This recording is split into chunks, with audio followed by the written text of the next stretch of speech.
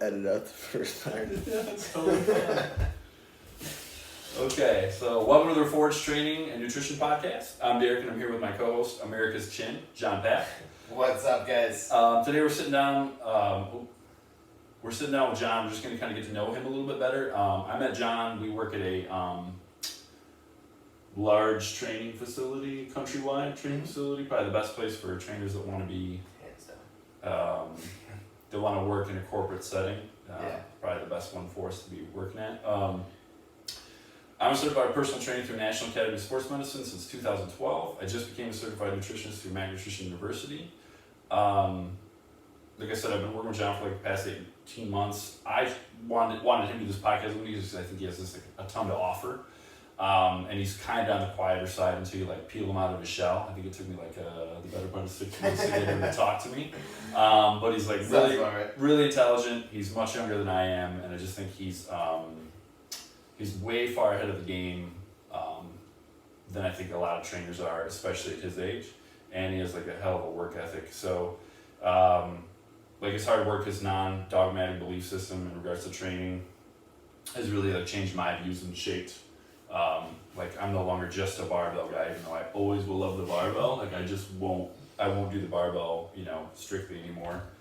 So like, just to make sure you guys know, like John's legit, I'm just gonna run down some questions with him today. That's why I got my laptop on my lap, so I can be organized and not stutter a ton. Before we go into that, let's kind of just give a brief overview of like what this podcast is, because we're kind of bootstrapping this as it is. True. But to kind of give anybody who is listening or watching like an idea of like what this podcast is going to be, and like kind of what you're thinking, I'm thinking, and go from there. Yeah, sure. So for me, it's about becoming better, like kind of in all regards, like becoming a better trainer, becoming a better person, improving my psychology, improving my wellness, improving my money, like kind of that's all encompassing, because I'm older and it took me a long time to get to where I developed later in life, but I still consider reforged kind of in the last 18 months. Yeah.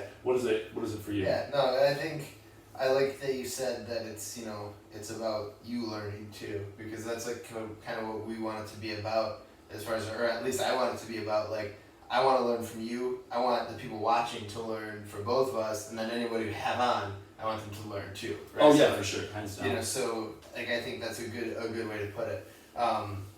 And as far as like what I want you guys watching or listening to get out of it is, we're going to talk about a lot of different things. We kind of debated before this of, do we call this, do we put fitness in the name of this podcast or not?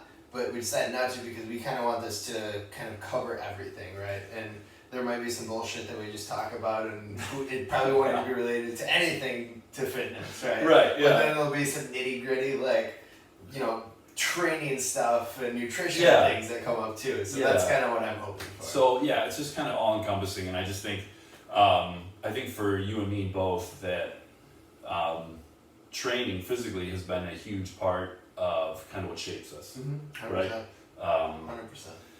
Wouldn't be the same person without it. Right, and so I think there's two different ways. Well, there's more than two different ways you can grow from training. I grew more into the douchebag category, and I think I don't know if you had it. I did. Just fun talking about. Right.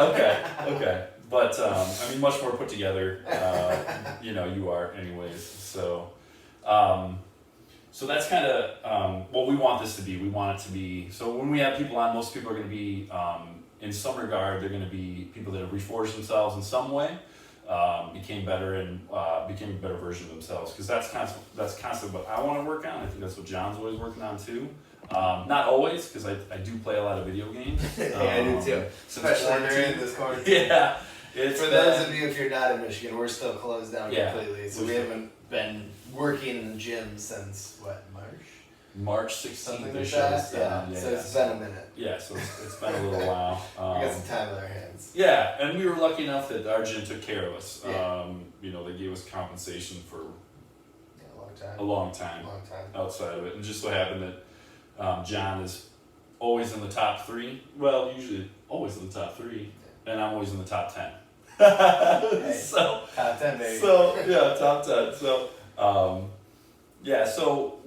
that's kind of what we're hoping this is going to be. So, you ready to answer some questions? All right, so, Guess I'm being grilled. what, in your own words, what does fitness mean to you? What does that encompass? So what does fitness encompass? So I think fitness, I was actually just thinking about this earlier today, and I was going to put a post up about something similar, but I think that, I guess, from a larger perspective, health and wellness, right? I kind of like to look at it from a health and wellness perspective first, right? And that encompasses like the exercise and nutrition, like the obvious stuff, but then it also encompasses everything else, like the mental side of things, you know, emotional health, spiritual health, whatever that means to you, and kind of environmental, societal health as well. I think it's not just one thing, and then but fitness itself and nutrition and like those kind of things that we do on a daily basis, exercise, those are a part of that. Yeah. If that makes sense. Yeah. Okay.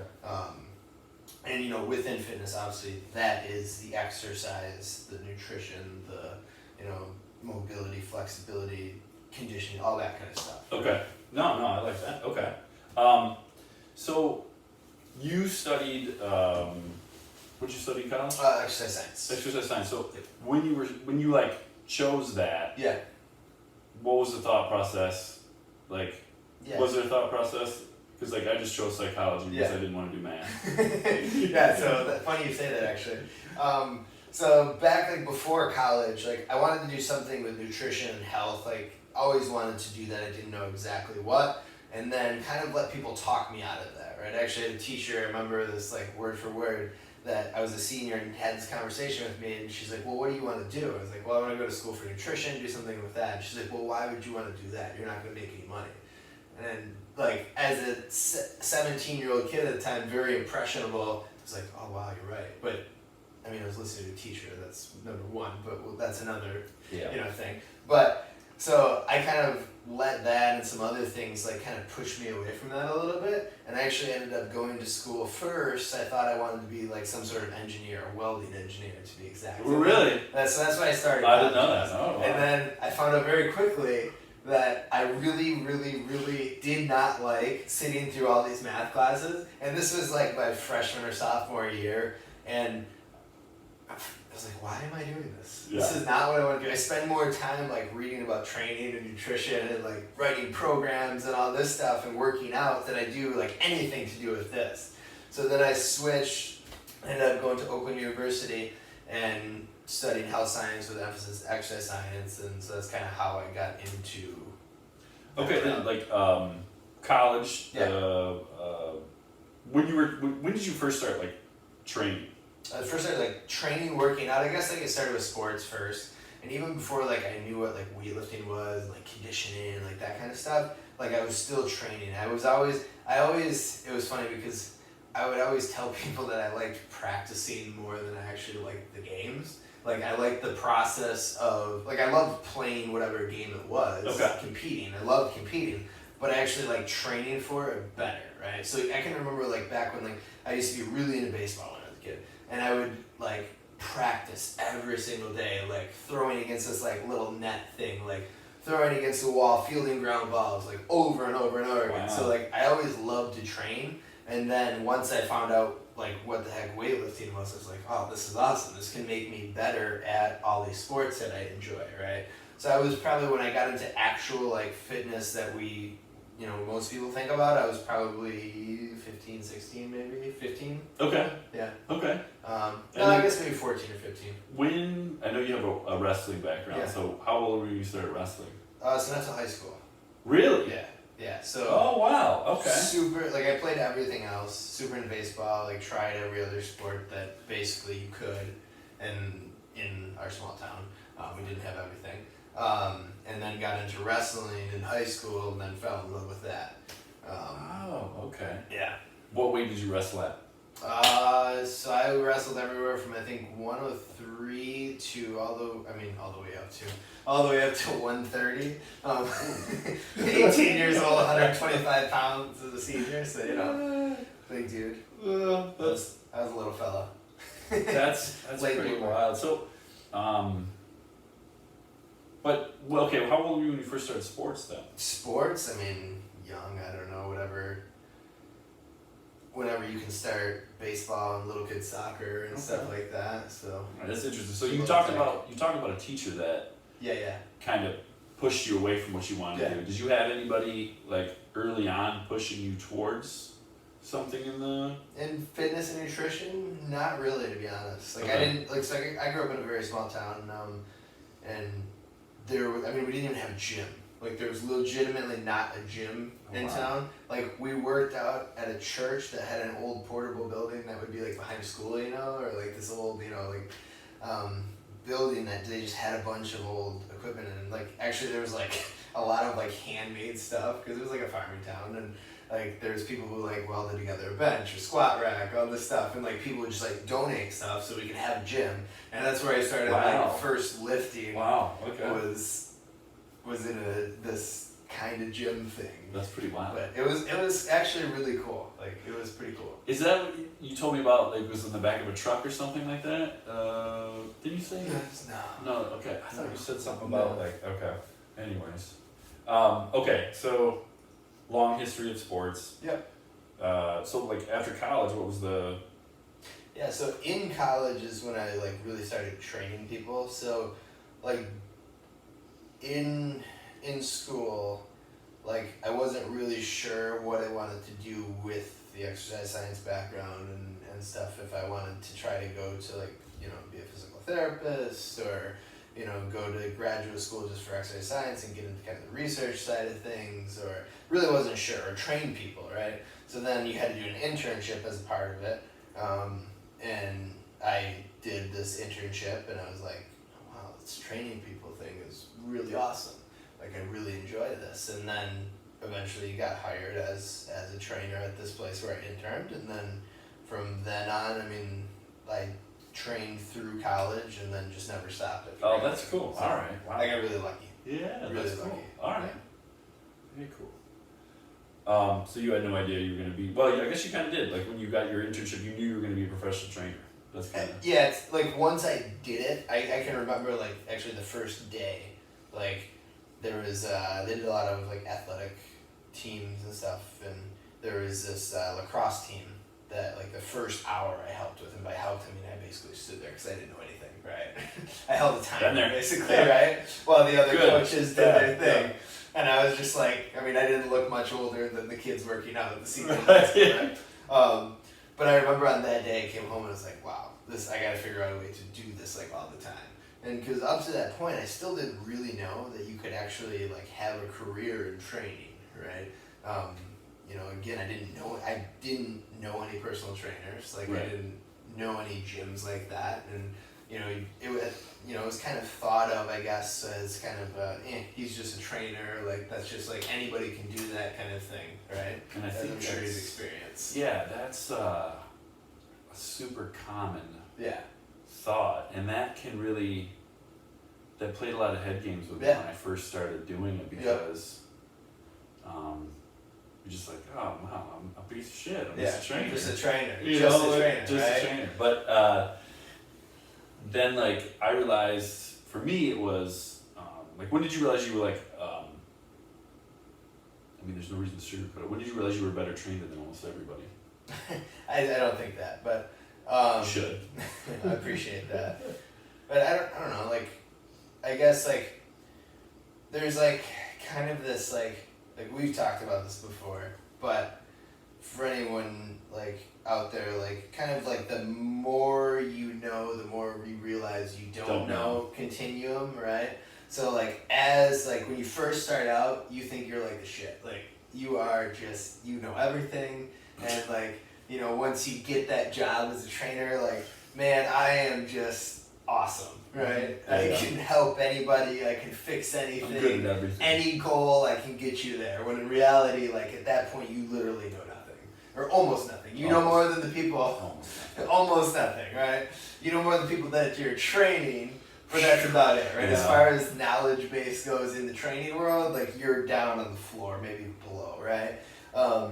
And then like as you get experience and learn more, and talk to people and learn from people, then you realize, wow, I don't actually know that much. And then I think there comes a point where you do realize, I don't know, maybe a couple years in, where you're like, okay, I'm pretty good at this. Like, you know, I don't know everything. There's still a ton to learn.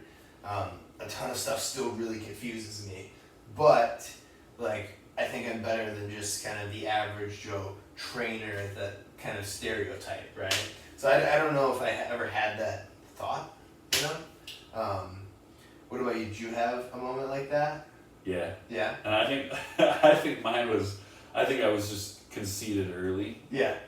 Because I was the only one that did programming in all of Lapeer. I think I probably, if you go back to Lapeer now, Yeah. like where I'm from, I think the surrounding 3 cities, I don't think there's anybody that does programming. Still, yeah. Like, somebody comes in and Okay. they're like, yeah, I want to lose weight. And you're like, oh yeah, let's just smash the shit out of your chest, you know? Yeah. And then like, you hobbled them. And I was throw like, 45 on each side. I always kind of knew like, Yeah. I always kind of knew like, you don't want to hobble your clients, Yeah. even if that's what they want. Yeah. Yeah. There's a fine line. That's not Yeah. what you give them. I Yeah. mean, I guess you could, Yeah. just to make sure that they don't really want you. Yeah. Get it out of them. Yeah. You know, like you make it so they can't walk for 2 weeks, and then they realize that that's not what they want. Even though that's not what I do, but so I thought I was like, Okay. amazing, and then like, but you know, then I don't know. I guess with the when Instagram got really popular, like I think it launched in 2010. I think. Yeah, I remember. Yeah. I was like on there and I was like, holy shit, I am a small man, I am not very strong, and I know nothing. Yeah. And See, so I think a difference there too is like I came up after you in training, right? So like I was still in high school when Instagram and all that came out. So like once I got like into training nutrition, like I was like reading from the first like kind of internet famous like Yeah. trainers and coaches and like the ones doing the clinics and like who got big first, right? So like I kind of came up like reading their stuff as like a kid, right? So I think there's a difference there. But yeah, it's humbling. it was super humbling because you know, then like you know, somebody would come in and they'd ask like legit questions, Yeah. and I would just be like, I'm not that good at what I do, Yeah. I guess, you know. I gotcha. But that also, I feel like that was reflected in what I was charging at the time, because I was, oh my god, Yeah. I can't believe how little I was taking for training at the time. I just really can't believe it. Yeah. But where I'm from, it's like, Yeah, it's different. I get it. you know, the income base is just It's much different. much lower. Yeah. So yeah, and like you talk about, you know, the internet's always kind of been around for you, as for me too, but I guess I never really, I mean, yeah, it's been around for me most of the time. Yeah. But like the When did you start the training? What science, year?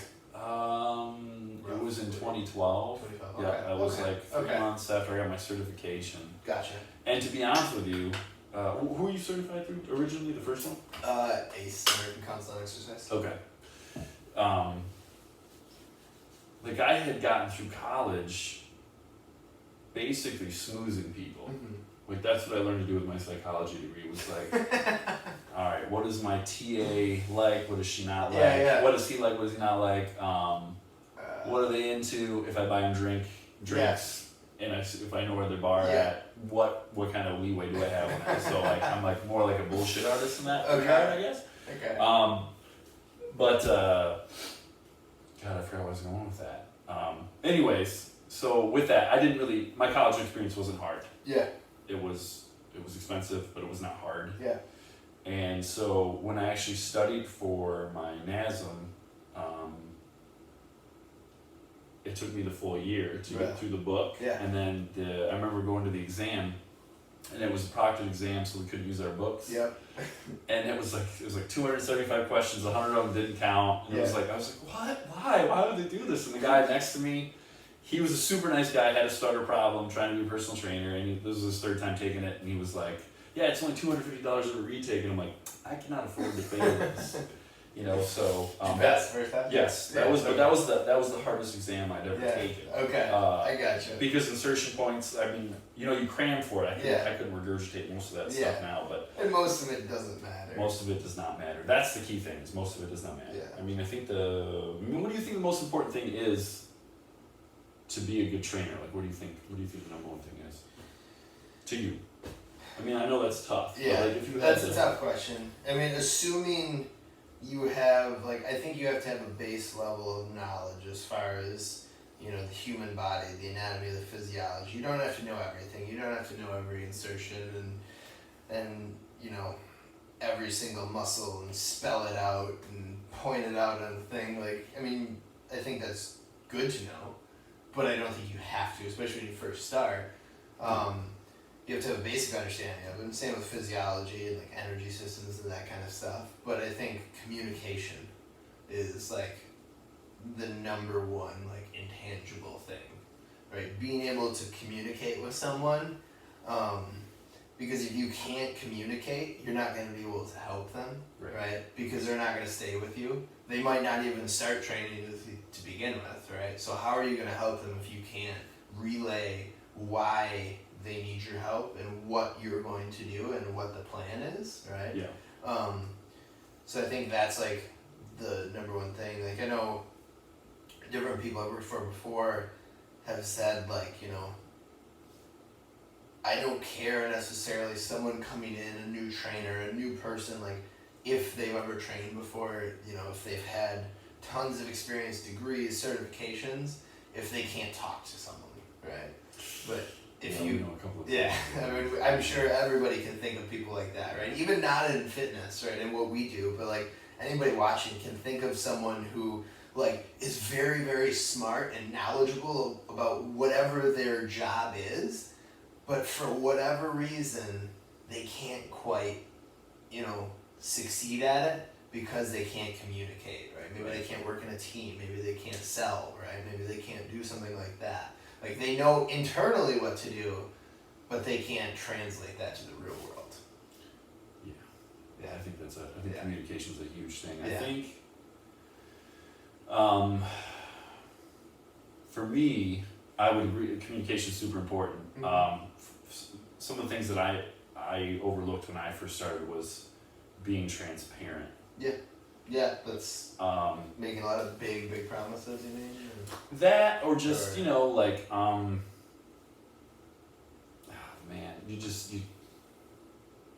telling them, I don't really know that. Mm-hmm. Telling them, I hear you. listen, I'll figure that out. I don't know the answer to that. Here's what I think. Yeah, and I think that's one of those things that comes with experience. It is. I think you're right. And then honesty, but I think that ties in with communication because to tell somebody who's 40 pounds overweight and they have 6 weeks to lose 40 pounds, that's probably not going to happen. That's probably not a good idea. And some trainer's going to tell them that it is. Yeah. And probably get their business, and maybe they'll lose the 40 pounds, but is it healthy? Is it, whatever. Yeah. No, I agree with that. And 9 times out of 10, I say 99 times out of 100, it's not going to be a great route to go. So I struggled with that part, especially because I left a decent job at a hospital that I worked at for 7 years. Mm-hmm. So that was tough. And then, because you're immediately thrust into sales, pretty much. Yeah. And that's what a lot of people don't realize when they get into training. They think I'm just going to train people all day. But they don't realize to train people all day, you have to sell the person on training so they are there. Or not unsell them. Because I know I've done that, especially when I first started at the gym we were at. People would come in there like, oh yeah, I can't wait to get fit, I can't wait for this, I can't wait for that. And then you're like, whoa, you can't lose 20 pounds in a month. Yeah. And they're like, huh? What? I'm going to go work with this person. How would I pay you then? Yeah. So the transparency is always, I think that's super important, being able to communicate that effectively. Mm-hmm. I think those two tie in together. Mm-hmm. Because you have to be transparent, you have to communicate that to them in a way that doesn't crush their hopes and dreams, It's a fine line to walk. Yeah. It's a fine line to walk. But you kind of figure it out as you go. Yeah, you do. You do, and you realize and recognize there's different personality types of people that you work with. Like, you know, some you can be very upfront with, and they're totally cool with it. And the longer you do it, the quicker you pick up on those cues, right? And then there's other people that you tell that they might start crying, like, and never want to see you again or talk to you. Like, I've made mistakes like that in the past where, like, didn't really think about, like, yes, I'm telling them the truth, but then they're gone and they're never coming back. And I think it's like what can they handle? Yeah. And then, like, so you could start a client that can't handle the truth very well. So you just don't unsell them. You know, and then as they get to know you more, they trust you more. Yeah, exactly. And then you can kind of open trust. That communication, that transparency up a twist at a time. Yeah. And you know, once you become a really good and, like, world famous trainer, like, you know, Brett Contreras, or you know, we could name anybody. Once you become that kind of name, they're just going to coach the way they want to coach, and they're going to attract those people without a doubt. Those people are either going to open up or they're not. So, but till you're that famous, you know, you kind of have to play the game. But yeah, sales was, oh my God. So so you were always top 5 anyways, right? Even when we opened, because you had been a trainer, a professional trainer before. Where I was just kind of the gym guy. So, like, I came in to our club and fell flat on my face for the first, oh my God, how long? 6 months until I hit full time. And that was like, and then, you know, we had trainers coming in that were just really well organized. They pushed harder through sales, and they were, like, hitting full time before I was, and they were hired like a month, you know, a month ago, you know. Some people just had the process better down. I definitely was not one of those people, but I think it's... You learned. You learn. You stick it out. You realize when you're eating nothing but ramen noodles, you know, at 37 years old, you're like, I gotta pull it together here, you know? So, okay, and then, so I want to talk a little bit about this. You've written articles. Yeah. So, where can some people find those works at? What magazines are those in? So my website, they're all linked on there, johnpap.fitness. And they're all, because I mean, they're all over just the web, just different websites and stuff like that. So you can find them all on there. John Papp is Gohnpapp. John, but yeah. Is that what it said? G. No, I'm sorry. I'm bad. I want to Never make sure. heard John spelled like that before. Yeah, I want to make sure I got Pap right. Yeah. My bad on that. You're good. Really good. Where's G from? So, okay, what were some of those articles about? Everything. I mean, honestly, like, I've written over 100. Published author. Not author. Internet author. Well, whatever. One day. It's something. One day I do want to actually have a physical book. I think it's pretty cool that you've written for some big magazines like that, though. Yeah, but I mean, anything. Like, just all sorts of things, honestly. Okay. You know, would they give you, like, a topic to write on? Some did, and then some were just like, hey, can I write about this? And the others did, yeah, go for it. So. Okay, going back to your education. Yeah. So you have, I don't know, what do you think, like 20 certifications or something? No, not like that. How many do you think you have? No, I mean, honestly, like, certification-wise, like, I have, like, my degree in exercise science, technically not a certification, but better than certification, I would say. I would too. Precision nutrition, and then just a normal personal trainer one. And then, honestly, past that, I don't have any more. Like... Did you get a kettlebell cert? No, never. Not the actual certs. Because, like, my idea on that, like, it can be good, like... Okay, so certification companies, I have kind of a problem with, because a lot of times they're just about the money. I mean, it's a company, right? You can't blame them. They're a business, but they're in the business of certifications. So a lot of times they're putting these things out, and honestly, some of them aren't that great, right? I would rather spend my time learning from other people in the industry, very well known, you know, people that are very successful in what they do and very highly educated, and, you know, and learning those things, because I don't need, you know, at this point, I don't need, you know, this behind my name, the certification to get a job somewhere, right? Right. I have a client base, and like I have success with my clients and past clients, so I don't think just because you have this means, you're good. I mean, we've all seen. And I'm going to agree with you on that because I have like a million certs. Yeah. But I would not. Yeah. And like I've had different Their ones in the past. exposure, their exposure to Yeah. to something else, Yeah. But like, am I going to be the best person to teach somebody about a kettlebell? Fuck no. Yeah. Like not because I haven't messed Yeah. around with it a ton. Yeah. And I think that's the biggest thing is, to me. Yeah. Out of all the education that I have, I think the experience is Yeah, I the think most exactly. important thing. And like, just because like you shouldn't need to get something, in return, this certification, these letters that you can put on your, email heading and your resume to want to learn, right? And a lot of times they're really overpriced, to be honest. Like a lot of certifications are like at least $1,000, if not more. Yeah. And like the information, a lot of the times I've done many of these before and sat through these webinars and videos and talks, and I'm like, I've heard 95% of what you're saying. Like, tell me something I don't know, right? Maybe I'm looking in the wrong spots. I don't know. Maybe that sounds cocky. I don't mean to. But, I'm not going to pay $1,000 for this kind of generic base, this is the basics of whatever the topic is, right? I want to get in there and learn more detail. Like, I want to really get into it, right? And it's hard when you go to a seminar. Yeah. Because they're going to push that. Yeah. They're pushing Yeah. their, like. And it's their business, Yeah. and I understand that. But I mean, we had a seminar, and I'll never forget this, and it was the Equinox, Mhm. or the gym we work at, Yeah. whatever.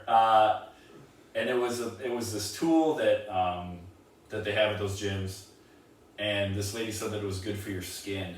And I raised my hand and asked her what the science was behind that. She couldn't give me anything, obviously, because it's total horseshit. But I think messing around with those things is or messing around with a new tool or some kind of modality. I think that's how you really learn. Yeah, exactly. Something. I Yeah. mean, you did the West Side method, right? For technically conjugate style. conjugate style. And I get where you're going with that. Basically, you're just saying like you learn through like personal experience, the best kind of thing. Like it's one thing to read about it, but it's another thing to do it. Yeah, Because you 100%. learn the intricacies of it. Yeah. Like and like cueing an exercise, you learn, a kettlebell swing. If you barely ever have done kettlebell swings, you really don't know how to coach a kettlebell swing. Correct. Right. And so like for me, like my kind of like ethics when it comes to training someone, I'm not going to put someone through something that I don't have confidence in to coach them through. Like Olympic weightlifting, if someone came to me and like, hey, I want to be an Olympic weightlifter, I'd be like, here's 5 names of people that are really good trainers and really good Olympic weightlifters. Go talk to them because I am not the guy you want to come to, right? That is something I do. I know the basics. I can teach you how to do the movements, but past that, like, I'm not going to make you very proficient at it because I haven't put the time in because of other goals to really learn Olympic weightlifting, and spend, the years that some of these other people that I know and have spent. Yeah. Right? So I think that's an important I think we kind of touched on that a little bit before is like, or you touched on it when you said like the kind of honesty and when a client comes to you, right? And you just want to say yes because you really want to work with this person, but it may not be You really the want right to fit, eat right? or get a new Yeah. pair of shoes. Or And in situations like that when Pay you're your first mortgage. starting out, Yeah. like when you're like, well, I got this bill, like I understand it, right? But once you get past that point and you have a business built up, you have the experience, that's when you can say, okay, you know what, I'm not the best guy for this job. Like, go talk to this person. Like, I'm not, maybe we don't work well together for whatever reason. Personalities clash, right? I'm sure you've had that as well with people. Like, you know what, this person fits the bill. Like, here's their number, here's their email address. I'll let them know you're coming. Like, they'll help you out. Yeah. You know. Yeah, and I think that's a huge thing, because like when I first started training, it was like, oh yeah, I can do that. I can do that. I can do everything. Yeah, you know, like. It's kind of like the jack of all trades, master of none kind of thing, right? Yep. And so, but to see you like this, I got a hold of John like a month ago now, maybe 3 weeks ago, because he was using the bat. What do you call it? Mace? Yeah. Mace, yeah, okay. He was using a mace, he was back there throwing it around, looked pretty cool. I don't move well laterally at all. So I got a hold of John to come over and try some things out, and even the most basic stuff was really difficult for me, but if you spend more time doing something like that, you're gonna learn it better. And then John's a really good cuer. That's another reason that makes him a really good trainer, is because you'll literally see him in between clients. He's on the gym floor, and he's doing an exercise, and he's like, pointing to spots on himself, and like, oh yeah, this is where I feel it, blah, blah, blah. I can see him walking through the processes, so that when his client comes in, John just has that whole thing nailed down. It looks super fluid. It's like very practiced, very well put together. So yeah, I think that's getting your hands on something that you want to be really good at is huge. 100%. And so I used to think I was like this awesome barbell guy, but you go back and you look at videos that are like 4 years old, and they're, even though I'm hitting depth on squat, they're pretty terrible. Yeah, but you evolved. Yeah, and That's just a slow. You're still not that just barbell guy with 20 squats. Like, right. You moved past that. Move past it. Yeah. And so, yeah, but so if you really want to get good at something, what we're trying to say is get your hands on it. Reading about it's great, but immersing yourself in that is going to be the best way to do it. Yeah. So. I think it's with everything, right? Yeah. It goes to the man in the arena quote, right? Like.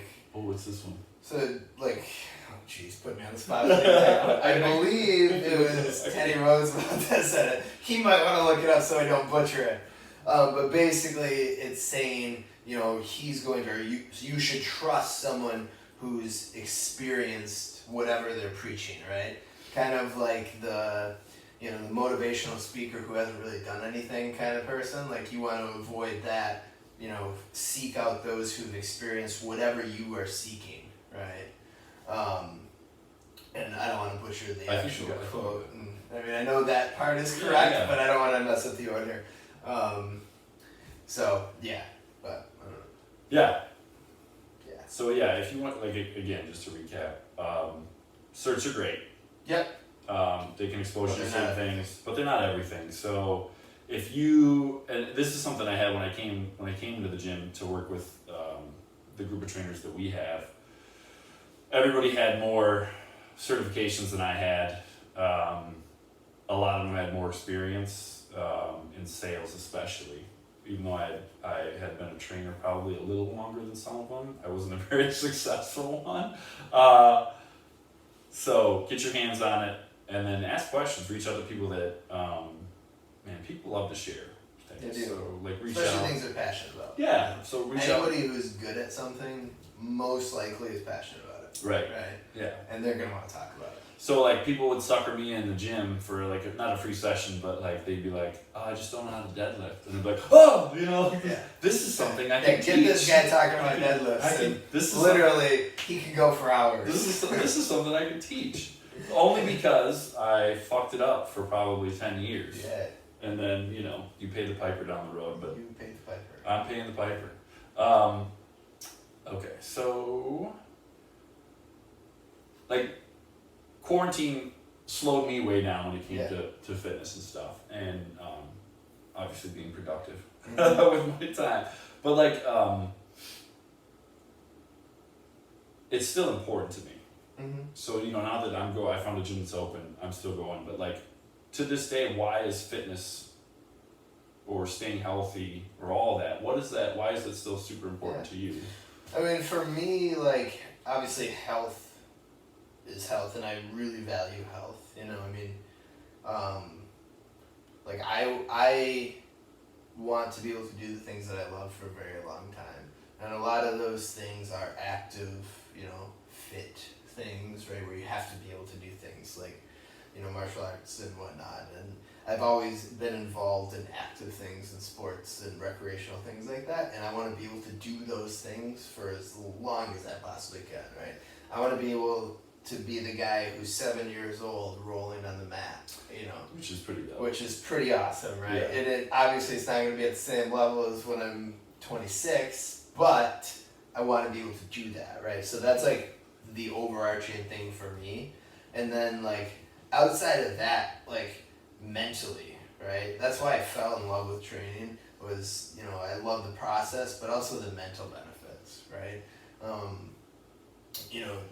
For me, I'm sure every person's different, but when I'm training consistently, working out consistently, being conscious and good about my nutrition and my sleep and all these things that make up health and wellness and fitness, like I feel so much better mentally, and don't get trapped in kind of that mind game of, all these different emotions that you can have internally and kind of internal struggles, right? I just feel like I'm at my best, right, when I'm doing those things. No, I love that. I think that's awesome. All right, a little bit of a fun question, like your favorite lift or movement of all time. Like, what is your favorite? What do you love? Tough. I used to really love deadlifts. Like loved them.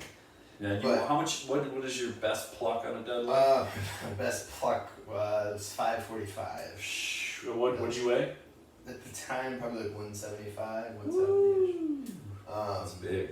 Couldn't do that anymore. I haven't touched any heavy weights since we've been locked out of gyms, but hopefully not too far below that nowadays. So the deadlift was but honestly, like late. So I kind of go through phases with things, right? I really like I enjoy them all for the most part, but I've been really enjoying just front squats lately. And split squats, surprisingly. So front squats, Yeah. I was not Yeah. a huge fan of front squats when I first came over. Okay. Because They're hard. no, it's not that they're hard. To me, I'm just kidding. they're super hard. But I was just such a squat bench deadlift guy. Yeah, no, I get And that. I wasn't great at any of them. I get that. But I was just why I like so, deadlifts, because I think because Jim Wendler was the first program I ran. Okay. I And became that's very attached to it. very. And if anyone doesn't know, Wendler 531 is very like squat, bench, deadlifts, pull-ups, like rows, a couple of accessory exercises, and that's it. Yeah. Right? It's a great program. I mean, one of the probably most famous powerlifting style programs and the most successful because it's Very simple. It's not bullshit, right? Yeah, it's not bullshit. It gets what you need done. And yeah, front squats were way more challenging, and I think they're way. We were just talking about this on Instagram today. Like literally, front squats are much more applicable to the way you're going to move throughout life. They just are. Like you're not going to, if you're picking up like a heavy flower pot, you're not going to roll it onto your shoulders and squat it up. You're probably not. Well, I mean, if you're a strong man, maybe, but chances are you're gonna pick that bad boy up front squat style, No, 100%. And I think, like, not to get too nitty gritty here, but I guess we can. We can do whatever we want. It's our podcast. It's ours. Who knows if anybody's even gonna watch this at this point? We're At least my mom. 40 minutes in. She'll totally watch. But just from that, like keeping it an actual squat. Like a lot of times with the back squats, people just kind of fall forward. They end up hinging the movement, right? They end up doing a good morning, which I am guilty of as well. I used to be really into powerlifting style programming and like try to get as heavy as I possibly can with conjugate. I mean, you had a max effort day, which you literally maxed out on something, right? Oh God. Like, I would end up good morning-ing, doing good mornings as my squat essentially, right? And is that really a squat? I don't know, Yeah, you're going up and down, but is it more, Yeah. No, it's so that's Yeah, for powerlifting, yeah, of course. yeah, if you're powerlifting, yeah, for sure. You got to do it. So you touched on it a little bit, but like what hobbies are you into? Yeah, so outside of lifting weights and doing that kind of stuff. Biggest one is jiu-jitsu. So Brazilian jiu-jitsu. If you're unaware of what that is, you've probably been living under a rock the last 5 years or so. But anyways, what jiu-jitsu is, I'm sure most people have seen the UFC. They've seen MMA, right? Mm-hmm. So think of MMA, right? UFC fighters, like there's fights all the time right now. But without the striking. So all the grappling stuff, the chokes, the arm bars, the arm locks, the knee stuff, all the joint manipulations, right? Just without the striking. And you've actually competed too. Yeah, so I compete in that. Hopefully we'll have competitions again at some point in this world, but looking forward to that. But yeah. If you guys have to wear face masks, where you don't want to do it. At that point, like, I'll just sign a waiver. Like, listen, let's just fucking roll. Like, I'm not gonna sue you. So, did you started wrestling in high school? So I'm gonna pull back to the wrestling. Okay. Because the reason I'm obsessed with wrestlers or wrestling, not that I know a ton about it, is just because they're so fucking tough. Like, they're just tough. One of our managers is a wrestler. Yeah, both actually. Oh, were they both? Yeah. And they're both just tough as fucking nails. Yeah. And John just hangs right in there with him, and I'm just like, yeah, I'm gonna go do a moderate workout. So talk to me a little bit about wrestling. Was it like it's? Did you have to change your mindset at all for something like that? I mean, you already were a sports and athletic kid, but that's a way different. It was different. That's a way different. Yeah. So I was always really into team sports before that, right? So it was always like, big team stuff, and wrestling at the high school, youth, I should say, high school and collegiate level, it is a team event. But obviously it's individual. It's man versus man, woman versus woman. It's one-on-one. So there's definitely a shift, and I think that is why like wrestlers are like a different breed a lot of times. Is because like you learn very quickly. You're humbled very quickly. Because it's like me versus you, and like if I lose, like it's my fault. I can't say, oh well, the shortstop made that error, even though I didn't get a hit, or whatever. It's all on you. You can kind of like push it off, right? It's not all your fault in a team sport, because it's not. It's a team, right? But with an individual sport, it is just, it's up to you to do it or not do it, right? And with wrestling, it's another thing, because a lot of people don't understand, but essentially, like, higher level wrestling, like, any wrestling really is a fight. It is a fight. Like, it's a fight with rules. Yes, you can't punch, but there's ways to punch and to hit. And, cross-face, if you know what that is, feels like a punch. Like, I've been punched in the face, and I've been cross-faced in the face. Neither feel good, right? So there's ways that you do this, and it is a fight, right?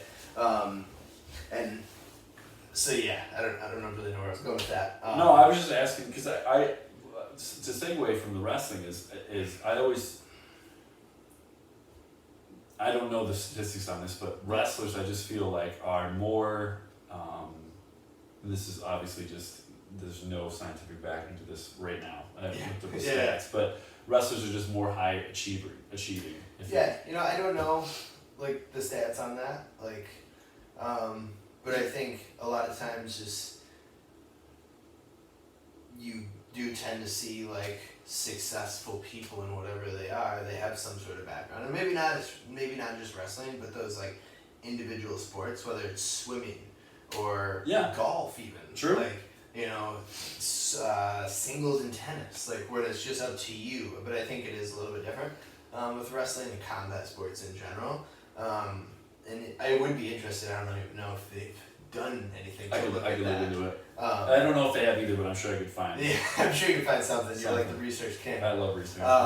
Well, looking at research, I don't do my own research. I look at research. I love doing my own research someday, but I don't know how. Yeah, I would ever fund that.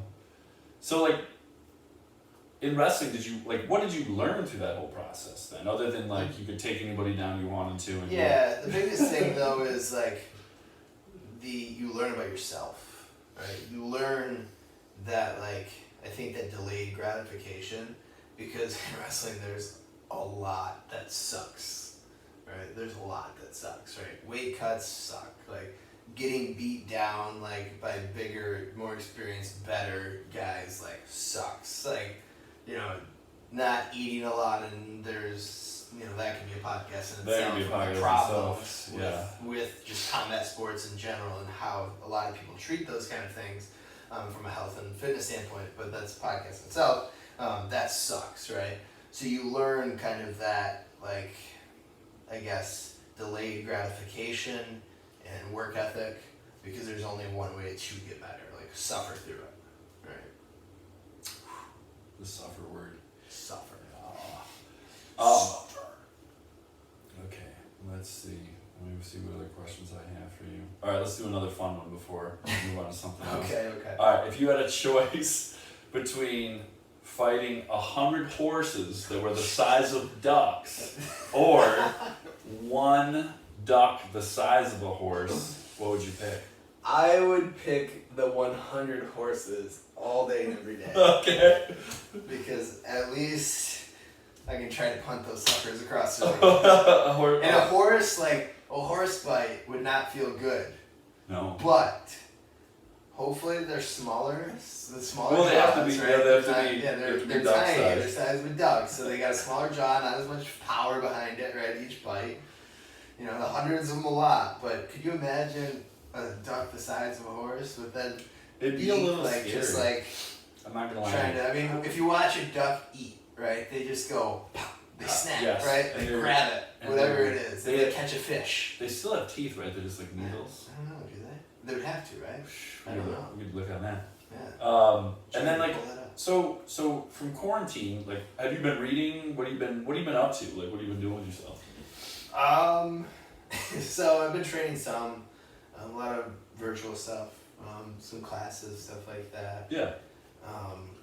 And then, you know, outside of that, because that's, you know, that used to take up, like, when Oh, we were God, yeah. working, like, that took up, like, 99% of the time, right? So it's been strange. You know, it's been very weird not having that. You know, training, all that kind of stuff. Some video games, not gonna lie. Oh, can they find? What do you play? Call of Duty, Oh, right? yeah. What's the handle on Call of Duty? Regular Yam 72. Regular Yam. Yep. That is the name. Everyone that I play with this, I was like, what does that mean? I'm like, honestly, I have no idea. I just need a unique name. You know how many names there are on those things? So that's what popped in my head. Regular Yam, Yeah. which is a sweet potato. A yam's a Yes, sweet potato. yes. Okay. And people get that confused. They don't realize that actually most sweet potatoes you buy are in fact yams. Little known fact. That's true. Yeah. That's very true. Yeah. Yeah. I remember. But they never call them yams anywhere, which is strange. It's always just sweet potato. I wonder why that I is. don't know. There we go. Something else to look into I mean, for us. it's so much easier to say. So, anybody that wants to be a trainer, like, what would you tell them? What would your message be, like, if they, like, were on the fence about, like, jumping into the field or not? Don't do it unless you absolutely love training. Like, physically, you are training. But if you do, 100% do it, right? And why I say that is because, like, as a trainer, like, it's not a normal job at all. It's not a 9 to 5. Like, you don't get a lot of the same cushy benefits that, you know, is a lot. And, like, you don't have a salary. You don't have a base, you know, okay, I'm going to be fine. Like, obviously, everyone has to work hard, but it's different because you are paid for your time, right? In the one-on-one training setting, you train someone, you get paid. You do not train someone, you do not get paid, right? And there's ways around that, but, you know, as like a base level thing, so if you do not really enjoy it, you're gonna end up, you know, burning out. Because, I mean, I'm sure you can attest to it, like, if you are busy, like, training, you know, it is tiring. And there's days where you're like, man, this guy sucks. Like, when you were there at 6 a.m., 5 a.m., whatever it was, and then you're, you know, you don't leave the gym, you know, to go home at night until 7 p.m., 8 p.m., like, that's not that fun. I really think you do have to love it. Yeah, you do have to love it. And I think that's how you become successful at it, too. And then, I would say yes. That's how you be successful at it. But unless you're really ready to like carve it like out of stone for yourself wherever you're at, I would not be. I would tell you to move where the money is. That's another thing I would say. Yeah. Yeah. Brief pause. Keep talking. Yeah. They're getting You groceries. got I really think if I would have made the move where I moved down here, I think that would have made a huge difference in my career, like very, very quickly. Yeah. Because where I was at, it was just in the Flint area. There's just not a lot of opportunity there. And I think you can still be successful in an area like that, but you kind of have to carve it out. Yeah, and I think that in itself, carve it out. Like, I think you have to have kind of that entrepreneurial kind of spirit in you, even if you're working for someone else. I mean, we work for a large gym company, right? But you still have to have that drive and kind of that entrepreneur spirit of like, you gotta make it happen, because with you can't, you're not just handed things, right? And even if you are handed things in certain situations, You still gotta hold on it to doesn't them. matter, because you're gonna have no retention, right? So I think you have to have that. You have to enjoy that. Like myself, like, you know, going through everything the world's going through right now, and like just the unknowns. There's been times where I'm like, is training gonna be a thing anymore? Like, are we gonna have gyms to go back to? You know, I'm sure we've all had that thought cross our mind. Yeah, for sure. It's still up in the air for us, right? Yeah, and still, I mean, we're still not back, but it's like you can't imagine yourself in a 9-to-5 like bullshit corporate gig, right? I don't know what you. Like that, I never want to do that. And you know, if you do, awesome. If you enjoy it, even better. I'm glad you have something that you enjoy, but it's not for me. Yeah, I worked Not for me. inpatient psych. Okay, It was mostly involuntary. that's got to be experience. So before that, I was a correctional officer out in Wyoming. Okay. So In Wyoming. In Wyoming, because when I graduated college, Yeah. the economy tanked. Yeah. That Was same, that- so that, like, that same 08? month. Really, you graduated college during the whole crash. Yeah, April. Oh 08. my gosh. So like, what was happening was that all my friends went to school and got communications degrees or general studies Maybe a or problem with that. whatever the fuck. They were all getting jobs making like $50K, which to me at the time was like, oh my god, $50K, so much As a money. young kid, like Yeah, you're like coming from up here. It was like, you mean I don't gotta work for $8.59 an hour or whatever? It was just crazy. So yeah, and I hated my job. I was drinking a ton. So this is when you were in Wyoming? Well, when I was in Wyoming is when I started drinking a ton. Oh. Because I really hated that. Gotcha. We worked 40 So, okay, back up. So you went to state, right? Yep. So you're a Sparty. Sparty. Sorry, Wolverines. My football team through when I was there was very good, and they were good for like 5 years. Yeah, after they were that. good. Yeah, solid. And they've been one of the more of the 2000s era. They've been one of the most successful teams. Maybe not national championship caliber, no national championships, but record-wise, Not bad. good. So you went to state, right? Then economy crashes right as you're graduating. Yeah. So then what happens? How do you end up in Wyoming? So I moved back home. Okay. Nobody's thrilled about that, including me. Yeah. And I'm looking for a job, and I start like folding towels at this gym. Right. That's Yeah. what I'm folding towels Yeah. for a free membership there, and they won't even let me be a trainer. Which good thing, good on. Yeah, yeah. Anyways, so my mom reads in this job, or my stepdad actually found it in the thing. The Department of Corrections in Wyoming was doing a job fair. Okay. So I was like 2 weeks out from that. So I saw this and I was like, all right, cool. It was a push up, I think a 1.5 mile run. Maybe it was a 2 mile run. I Okay. forget now what it was. Yeah, yeah. Maybe it was just a mile run. I forget. Basic tests. Yep. Sit-ups, push-ups. I don't think there was even pull-ups on a run. I think that was pretty much it. Yeah. And so I showed up there and there's like 100 people. Okay. And I'm like, holy shit, Because at the time, nobody could get jobs. Nobody could get jobs. So they're you like have taking this- anything they can. They're going to you Wyoming have- for a you have job when you're 100 coming people. from Michigan. Yeah, well, I'm still in Michigan, but they had this job fair here. Oh, really? Yeah. Wow, okay. And so there was like 100 people at this thing, and I think all but 4 of us 4 was for the only ones that passed this physical fitness. 4 test. passed out of 100 people, 96 people. And I am not a good runner. Like, I am a terrible runner. Just because I don't do it. Now, I knew I had like a career, like an opportunity waiting for me. So Yeah, you had a little motivation to run faster. It's only a mile. So I ran as fast as I could, right? And Yeah. so, what they did was I was thinking, oh fuck, I'm the chosen. I am the chosen. Yeah. And then they moved everybody along in the process, anyways, and gave them another. Because they're like, we really need people. more than 4 people. And so when I was out there, they actually shot an episode of America's Most Dangerous Prisons while I was out there because. Where you were working? Yeah, because our the correctional officer to Yeah. the inmate ratio is like 1 to 100. Wow. So. What was that like? It was awful. I mean, I did pretty much the free training they had, and I was there for like another How much training month. did they give you? We were there for 3 months, Okay. which was definitely not enough. 3 months of training, and then they just started the wolves. Yeah. Wow.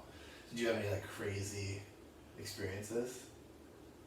Yeah, they were just. It was really surreal sometimes. Were like some people like Man, a lot of just. people cool in there like with you, or like? Well, some of the inmates were just very intelligent because Yeah. what they would do, because the population was flipped. Yeah. The race breakdown, anyways, was like Yeah. it was like 95% white and Okay. the rest other. Okay. You know, so these people were mostly from this Middle of area. Wyoming, But what they would do is they would send these really hardcore offenders from like the Uh-huh. Mexican mafia or something. They'd send them over to Wyoming. At least that's the story that I. Okay. And then So this You is would like a have high level security prison. max security This is prison. a max security prison. Yeah. Wow. And then. So you got like real hardened criminals there. It was That's just crazy. really surreal. And I'm glad like I just decided I was too chicken shit to do it. Hey, there's nothing wrong with that.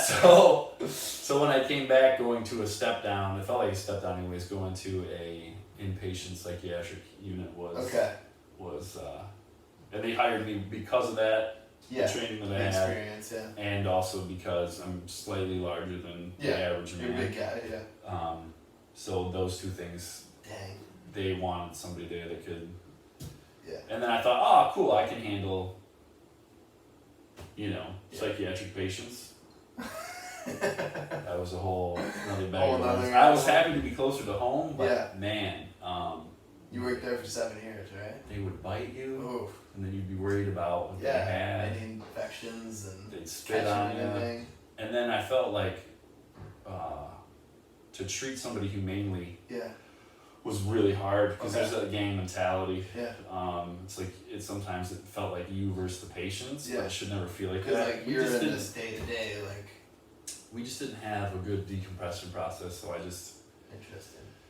So, after 7 years of that, I decided I was in 7 years. Yeah. It was a while. Yeah, because I kept doing it. Yeah, I think it was there 7 years. Okay.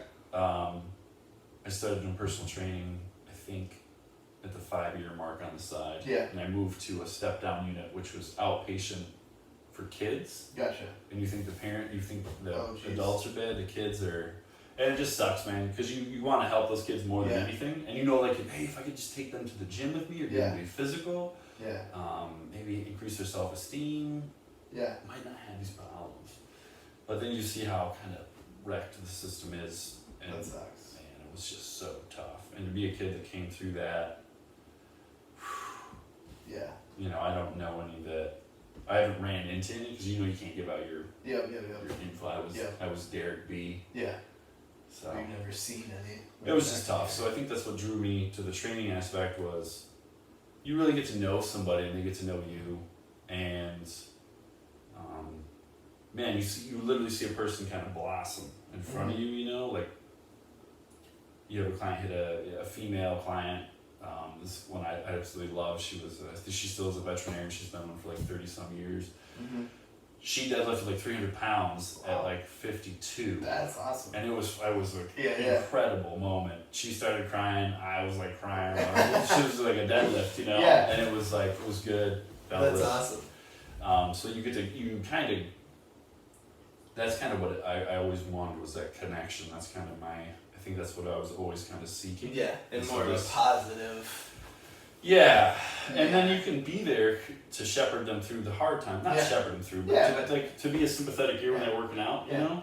I mean, and that's That's a lot of what we do, you know, as trainers. Like, you're like...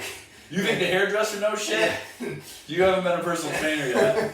You hear everything. You hear everything. I mean, you work with someone 2-3 days a week for, you know, years in some cases, and like, you get to know like everything on a name-by-name basis, and even if you don't want to. But I always thought that part was cool. No, it is. Sometimes it can be shocking because of some of the things they'll tell you. But I think it's very cool because you get to learn, like, for me, like, I enjoy like hearing people's experiences in life and just in their jobs and what they do, because everyone's so different, right? So like 1 hour you might have this finance guy who's like a finance whiz, right? Who's like talking all this, you know, to you about the economy and like who knows what, right? But then the next you might have this, you know, 70-year-old lady who's lived for 70 years and had this crazy life, right? And like all these experiences, and so you get this big variety of kind of perspectives. Yeah, and then how grateful people are. Yeah. It just blew me away down here. Yeah. They're just so, man, they're just so generous. Yeah. And it's so cool to share those with people, and then, you know, even if they don't end up training with you for long or they switch to somebody else that better suits their needs, that is always really cool that you kind of had that connection with them.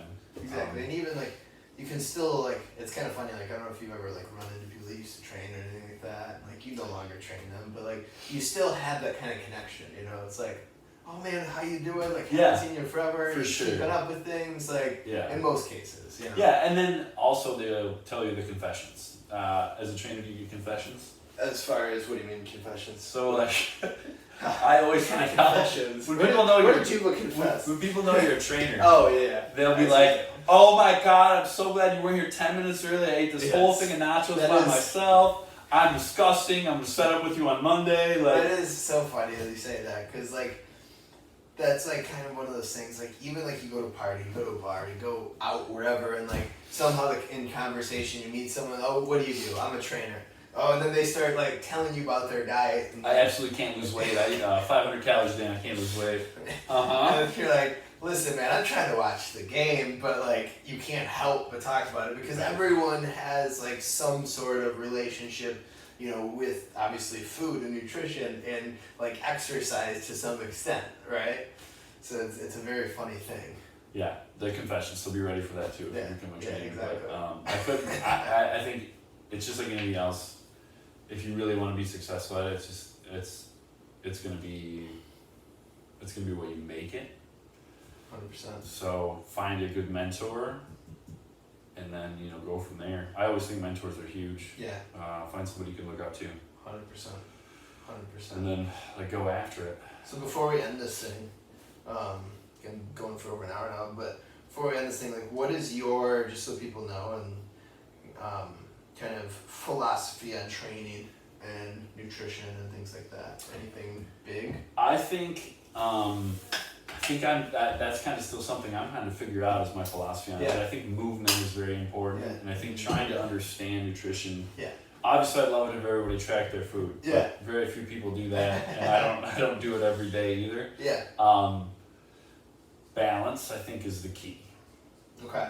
That's the biggest thing I think that I've learned is just balance. Okay, so I want to dive in with that a little bit, because I actually just had someone the other day I was talking to on the phone, and they're like, they're not really into exercise or nutrition things like that. They've never really, done it here and there, but nothing serious, right? And they were kind of like, well, is this sustainable? Can I actually do this to reach my goals and still have a life? So what do you think about that? How do you work with clients to balance things, or even yourself? What is your thoughts? So it's a client by client thing. Some clients you can just be the type A personalities that we get. You could bullet point them listen, you gotta eat 200 grams of protein. You gotta do this. Set their macros and calories. And they're like, done. They follow it to a T. And then they'll be like, yo, I figured out I could eat 3 slices of pizza and still hit my macros. My dietary fiber too. Yes. And you're like, that's what I want for you. Yes. This is the goal. So I think balance is super important, and sometimes balance, for several weeks can be skewed one way. Yep. But you just got to realize, like, you're just gonna get back to balance. Yeah. So for me, when quarantine first started, I was in a cut. I'd lost 10 pounds before we went to quarantine, and then in quarantine I gained 7 of that back because I just was training 3 times a week. Yeah. Wasn't doing much, but I really think balance is the key in finding what works for you, and then trying to develop habits around that. I think is a huge thing. Yeah. So I wasn't really good at taking my multivitamin, my fish oil, or my vitamin D every day. So what I did was I bought one of those pill containers that old people have. Yeah. I guess I'm borderline there. And I just set that up on this windowsill where my creatine is, and then first thing in the morning, I reward myself for getting out of bed with caffeine, and then I take on my shit. And I don't miss because I was able to stack that habit. Yeah. So, and that's little thing right there is a game changer, because then from there you can, what can I put on the tail end of this? It's attractive. Exactly. Okay. Well, And I think that concept itself is what so many people get, they don't do that. They try to do everything at once, and they don't really think about the habit itself. They just think, okay, I need to do this to get this, right? But they never build those habits, right? They never build the habits of your idea of the vitamins and the fish oil and all that kind of stuff. Building that habit so now it's automatic. They go on this diet, they start this exercise program, they do all this, they're like, yeah, I'm gonna do it. And then they might have some success, but then life happens, who knows what happens, right? Or just time goes by and they realize that it sucks, and then boom, they fall off, rebound. We've all seen it. Everyone knows about it. It's really tough. But it's that habit piece, right? Yeah. And to learn how to do that, I think is so powerful. Yeah, and just little tiny things. I know everybody wants to fix everything in a day. Yeah. But you can't. Very few people can do that. I mean, there's some people out there that you can just list 10 things and be like, you do this every day, you can be successful. Yeah. Yeah, and we've both had those clients, and some of you guys might be like that. You get a list, you said, eat this many grams of protein, this much, and they literally follow it. Boom, boom, boom. I can think of 5 people off the top of my head that I've worked with now that are like that. But then you have the other side of that coin, where it's that ain't gonna work for them. How do we do this? Okay, well, let's just focus on getting protein in at every meal, right? Because you eat 50 grams of protein throughout the whole day, right? Okay, let's increase the protein. Okay, now we've got that. Now let's work on this. Now let's work on the next thing. Yep. Right. And even drinking water is hard for some people, right? That's really tough. Yep. So it's finding something that's sustainable and then going from there. And then we're going to do a podcast. It's not going to be the next one. We're going to invite our other trainer friend on, Sam, who just kind of launched her own business. Yeah. But I want to do one on ab culture. Yeah. No, I think we've got a lot of good ideas on the social media kind of side of fitness, and just real advice as far as nutrition and workouts and stuff like that, and training. And then see where it goes from there. Yeah, but if anybody watches this and they have any questions, John Pat, and I'm Trainer Derek on Instagram. Go ahead and hit us up. And then he has John Pat Fitness as well. Fitness. Yeah. Okay. Thank you guys for watching. Thank you if you made it this far. Yeah. See you next time.